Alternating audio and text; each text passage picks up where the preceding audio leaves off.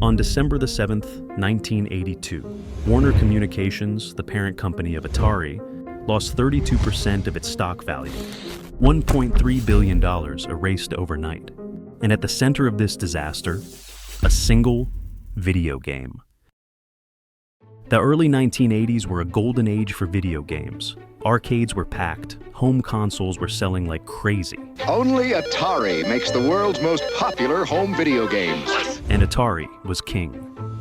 They didn't just dominate the industry, they were the industry. Atari made up 80% of the home gaming market, raking in billions. Investors saw gaming as the future, and Warner Communications, Atari's parent company, was the head of it all.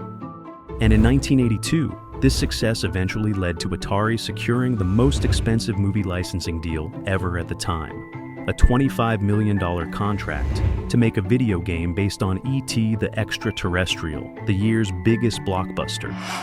It's the video game that lets you pretend you're E.T., running away from secret agents, falling into danger, finding a phone to call home, and discovering the best thing on earth, a friend. E.T., only from Atari. This plan seemed like a no-brainer. Launch it for Christmas, sell millions, and rake in profits. But there was one huge problem. Time. Atari hired the most decorated game developer at the time, Howard Scott Warshaw, and gave him just 5 weeks, barely over a month, to create an entire game from scratch. For reference, games back then usually took 6 to 8 months to develop. But Warshaw still took on the project and did his best with the time frame he was given. And in just 5 weeks, the game E.T. the Extra-Terrestrial was born. And it was an utter disaster. The controls were awful, the objective was unclear, and the story made no sense. It was just unplayable. There were floods of returns, which left retailers with millions of unsold copies of E.T. and other terrible Atari games. Atari was drowning in losses. Millions of unsold cartridges sat in warehouses, gathering dust.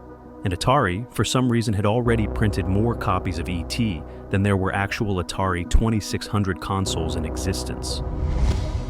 This wasn't just a flop, it was a total disaster. And then, the moment of reckoning. Warner Communications announces its earnings. They missed the expected profit by 50% of that year. The market panics. In a single day, their stock plunges 32%, wiping out $1.3 billion in value. It was the biggest stock drop in history at the time. To put that in perspective, that is 1/3 of Warner's value.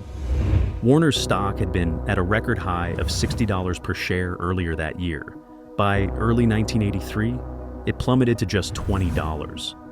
And the once king of the video game market, Atari's revenue absolutely tanked. In the single year after E.T.'s release, they went from $2 billion in revenue to only $100 million. The company had bet everything on the success of E.T. the Extra-Terrestrial and lost. Confidence in video games shattered, and just like that, the video game industry collapsed. In 1983, things got even worse. The video game market was oversaturated with low-quality games. Retailers, losing faith in the industry, slashed prices and stopped ordering new stock, which led to the whole video game market's revenue plummeting 97% from 1983 to 1985. Atari's E.T. the Extra-Terrestrial's collapse wasn't just the end of one company.